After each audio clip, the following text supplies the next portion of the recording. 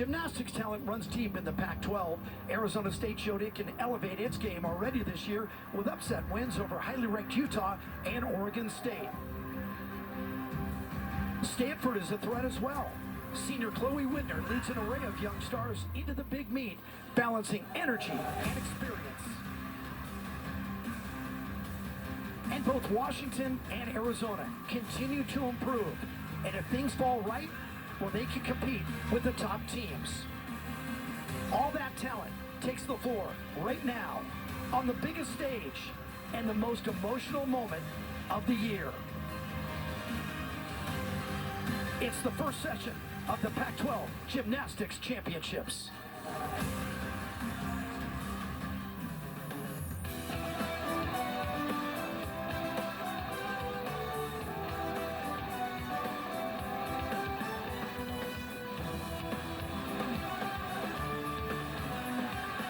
It is always the longest day of the year, but for gymnastics fans, it's also the best day of the year. It's the Pac-12 Gymnastics Championships presented by Sprouts Farmers Market. For the next 8 hours, the most gifted athletes in the country will battle for a conference title at the Maverick Center in West Valley City, Utah. Later tonight, session number 2, a showdown of 4 teams in the nation's top 11. Utah going for an historic three-peat against 3 great squads. UCLA, Oregon State, and California, all 4 have gone 198. But we begin with session number 1. Arizona State, Stanford, Washington, and Arizona. Welcome to the Pac-12 Gymnastics Championships. Welcome to Salt Lake City. Hi, everybody. Jim Watson and the Olympic gold medalist. Of course, it's the Golden Girl, Amanda Borden. Well, for many years, and we've been doing this for a long time, this early meet was kind of a throwaway. It was a consolation. These teams had no chance for a podium finish. That has all changed now. In fact, we think there are 2 teams tonight that have a chance to finish in the top 3. That would be Stanford and Arizona State. Well, Arizona State is the #1 ranked team in this session, but more importantly, they beat Oregon State and Utah earlier in the season, and they're capable of putting up a score that's going to put pressure on every single team for this title. Arizona State has had that great year. You talked about the 2 big upsets already, and a lot of the credit goes to the senior from Canada, Hannah Sharp. She has been terrific, and she's solidified her legacy, clinching the upset of Utah on floor, final home routine in front of a packed house. Well, she has been the consistent, solid rock for this Arizona State team. She's ranked number 16 in the all-around. Her gymnastics is beautiful. She's capable of 9-9 or better on all 4 events, but it's her positive, confident leadership that this team needs more now than ever before. Stanford has gotten an early harvest of production from its young stars, but it's the senior Chloe Whitner who has posted 5 career highs in the last 3 meets. Yeah, she's peaking at the right time. Last week she had 3 scores of 9-9 or better, including a near perfect 9-9-7-5 on the balance beam. She's going to be anchoring in 2 of the events today. She brings powerful and dynamic gymnastics, and that's exactly what Stanford needs here today. Washington features Skylar Killow-Wilhelm. Arizona, Malia Hargrove, who was an all-arounder at the NCAA Finals a couple years ago. 4 teams over 4 rotations to put up the number to beat. The postseason begins in just minutes, live on the Pac-12 Network.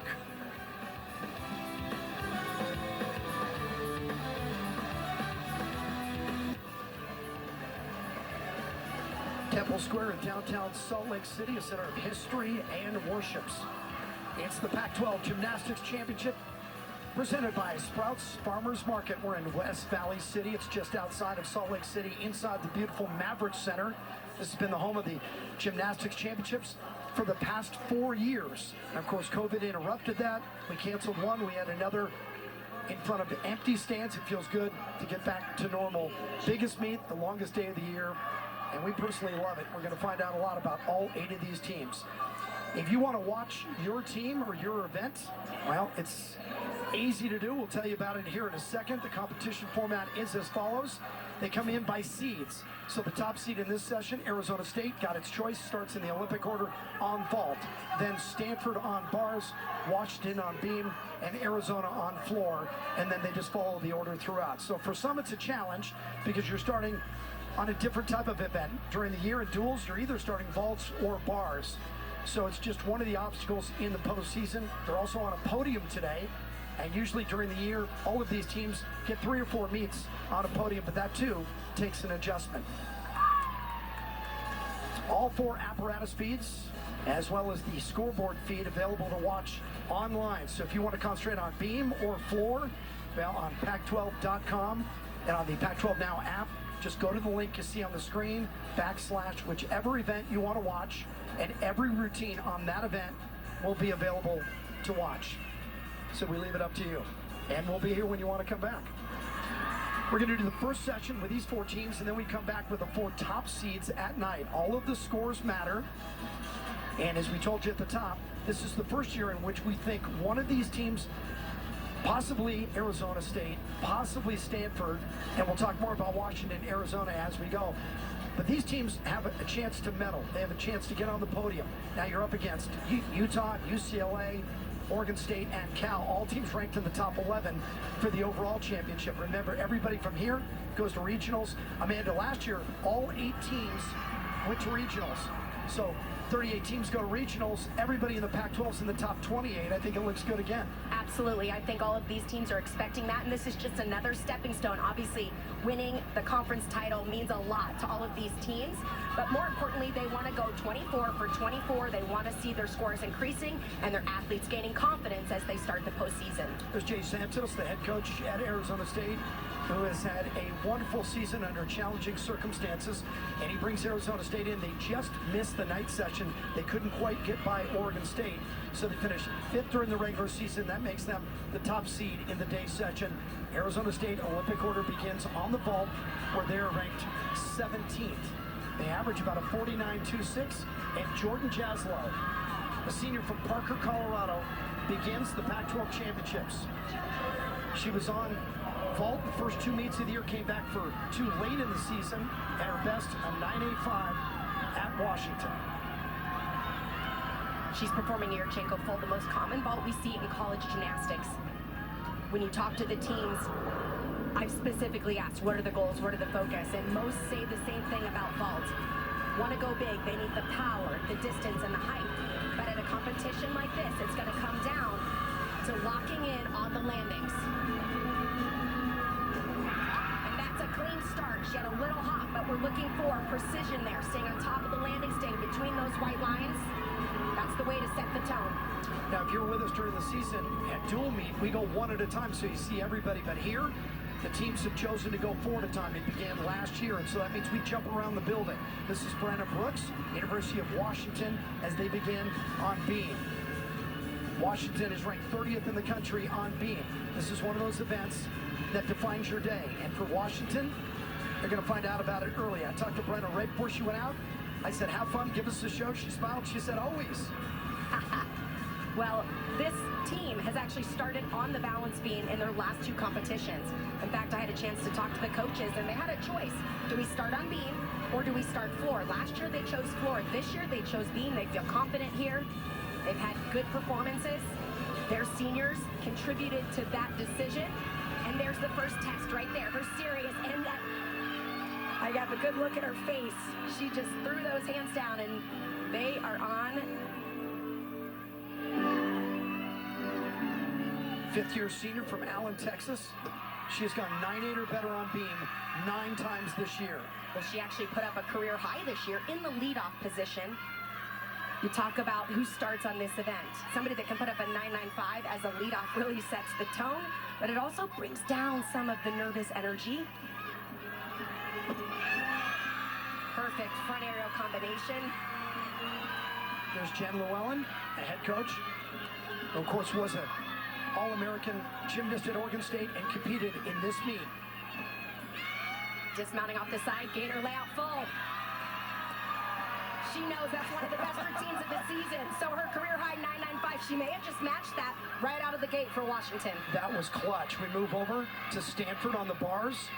Claire Dean went 9.7. This is Maddie Brunette, 5th-year senior from Seattle. Her last 4 have been 9.8 or better, so she comes in hot. She's gone 9.875 3 times this year. Combination to start right into that major release move, down to the low bar. The coaches felt like this is a great event for them to start on. They feel strong.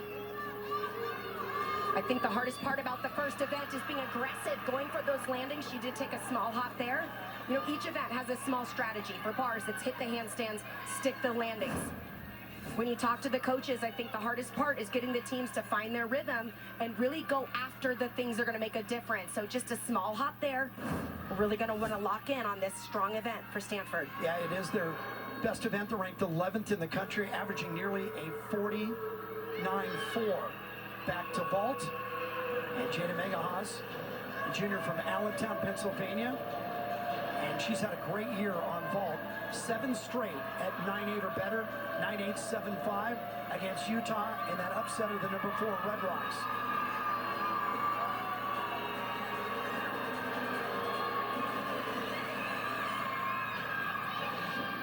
Her vault is very dynamic. Lots of power, height, and distance. Jada comes in on a streak. 22 of her last 25 scores on all events across the board have been at least a 9.8. Now they're making her weight here. This is usually the judges as they're confirming scores before they give her the flag. Back-to-back 9.8s by Jaslow and White. That's Emily White, the junior, and Emily White's had a fantastic season for Arizona State.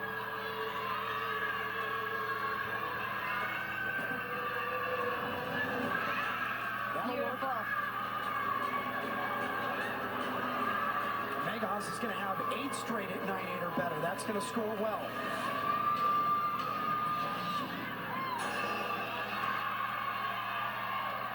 Maddie Burdett goes 9.725. We talked about the young gymnasts for Stanford and how good they've been this year. Well, this is one of the examples.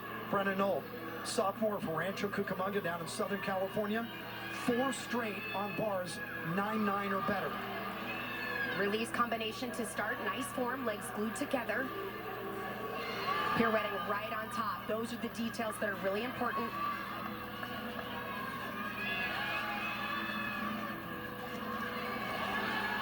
Nice. Toe full, double tuck. That's the routine they've been looking for. She had a nice rhythm throughout. She was aggressive in each position. She was locked in. Brenna Knoll has gone as high as 39.65 in the all-around. That is a big number for anybody. For a sophomore, it's huge. Anna Roberts, a freshman, has gone 39.575. Back to the vault with 3 straight 9.8s. So those are good numbers, but you can see Jay Sanderson in the background now is trying to pace a little bit. They need to bump that number. Alex Theodoro, sophomore, stepping in. Came into the lineup mid-season. Her last 7 vaults have all been 9.8 or above. She had a 9.925 at Oklahoma. Well, their last 3 vaulters, 2 of them have 10.0 start values, and of course, their senior leader, Hannah Scharf, will be anchoring this event. Alex does a unique vault. We see the Yurchenko round-off back handspring onto the table. This vault, off of the board, she does a half turn into the front handspring position. She's got to get a really strong block straight off her hands for a front tuck half. A little off-center there, but stays in those lines. Theodoro finished 2nd in the vault at the Pac-12s last year. So she's been here under the bright lights and in front of the cameras and found success.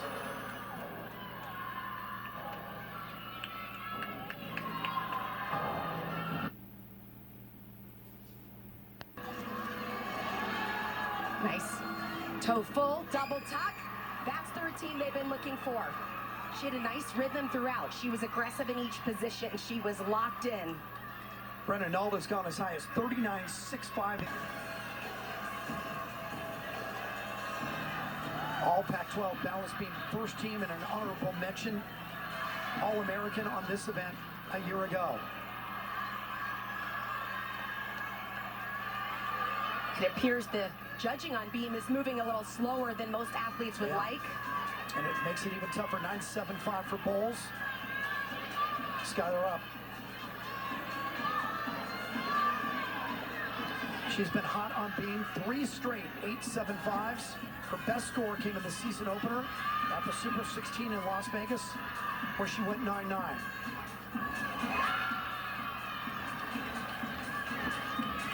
Beautiful front aerial connection to that back handspring, meeting her tumbling requirements.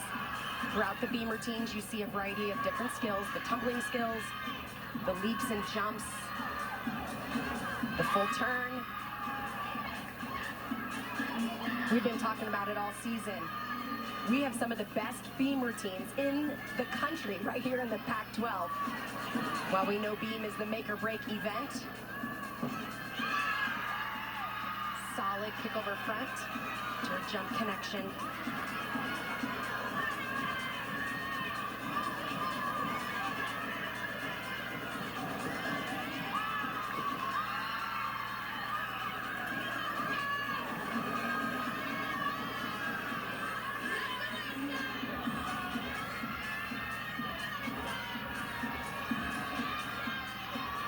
Setting up. Took a little moment to herself right there. Yep, for the dismount. Wow. Yes.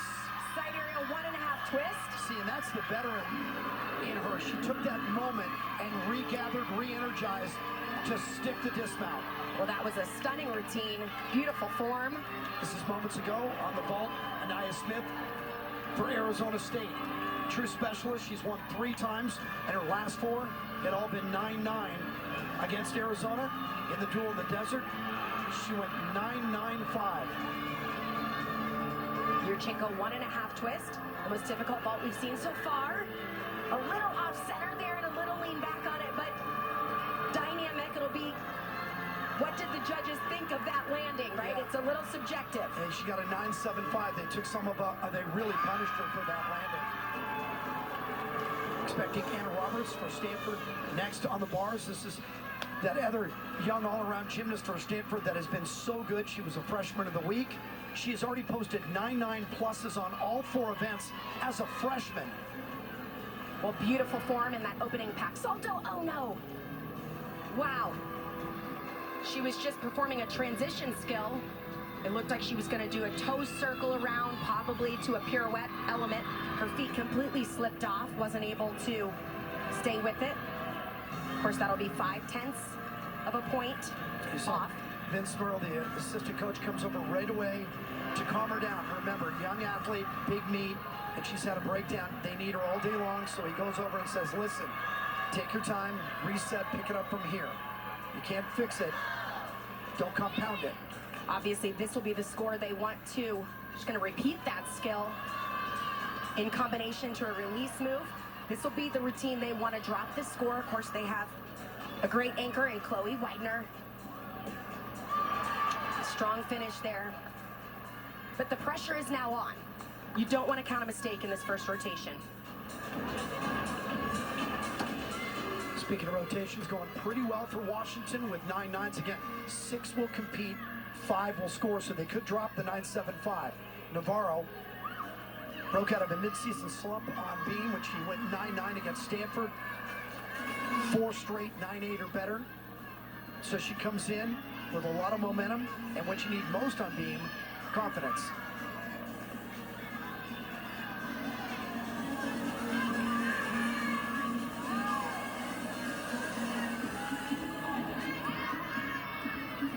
Stepping up for the tumbling series.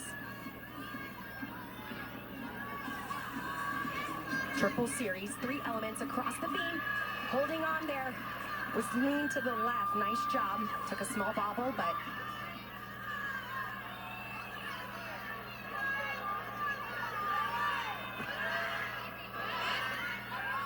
little tentative there on her lead pass, switch side.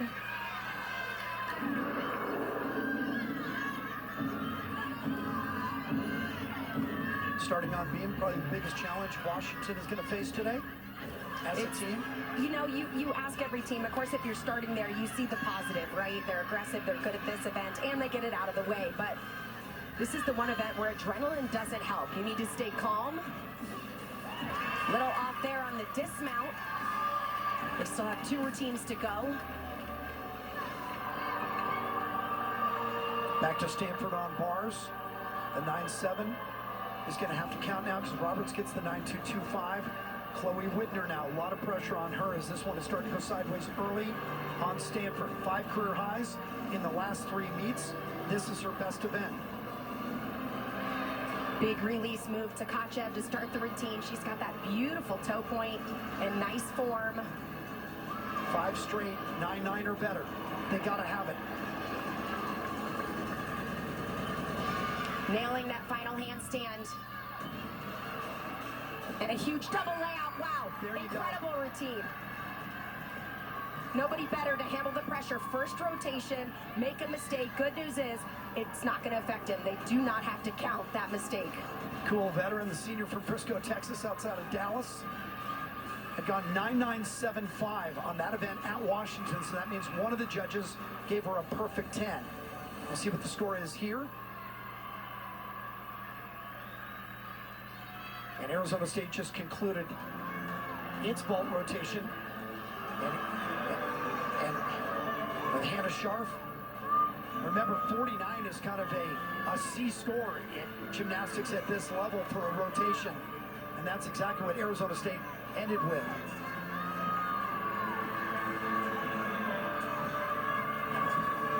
Hannah Zierchenko folding. Look at the height. She's a threat in the all-around as well. I didn't have the best angle there to see that landing, but I'm not really sure why it didn't score better than a 9.775.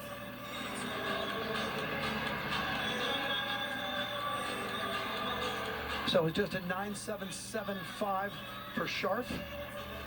And again, the 49 rotation for Arizona State they were expecting. And I think we all were a little bit more from that opening rotation. Everything was in their favor.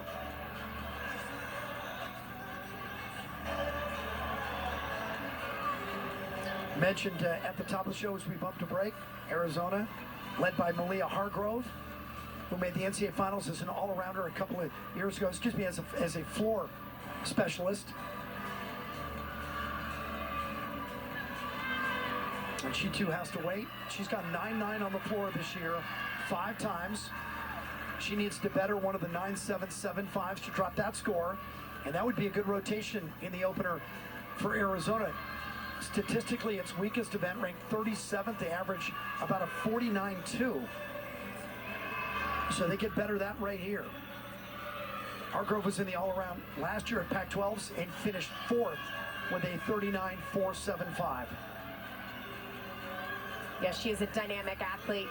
I always say she's tiny but powerful. She opens with a full in.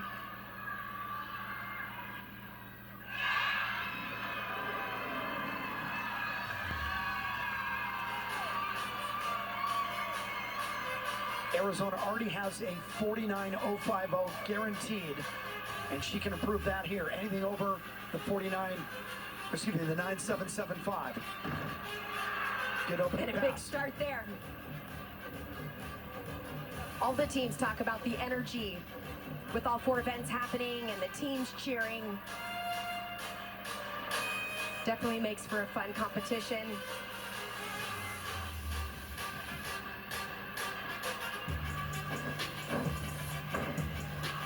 Beautiful control there on our whip half front full.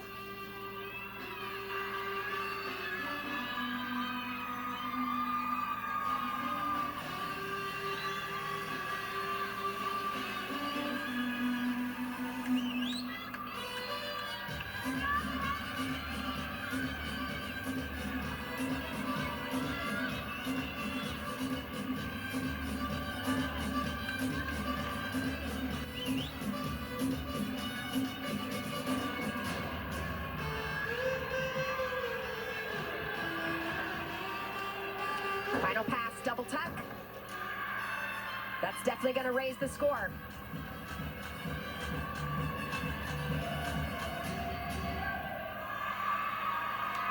So for sure, they're going to drop the 9.775. One of the two, as you mentioned, it'll bump their score. They're already over 49. And their season best on floor at 49.5 against BYU. Back to Washington on beam.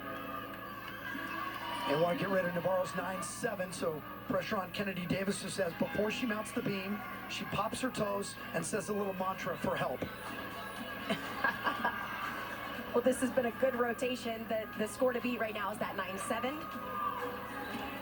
Last week, she tied her career high, 9.95 on this event. She opens right up with the triple series.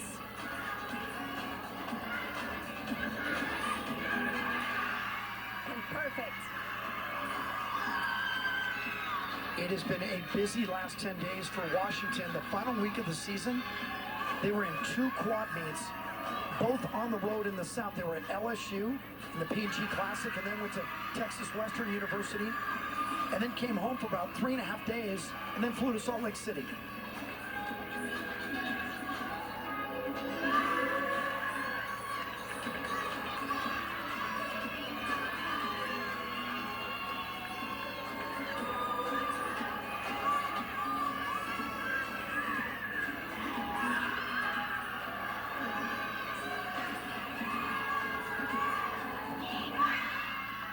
Going for the stick a little off, but their season best on this is a 49.35, and they're going to be close to that. What a great way to start this competition. Washington coming in ranked 27th in the country, the 7th seed at the Pac-12s, and starting on the toughest event after a very busy 10 days. And the Gym Dogs have come to play. Arizona State and Stanford stumble out of the gate.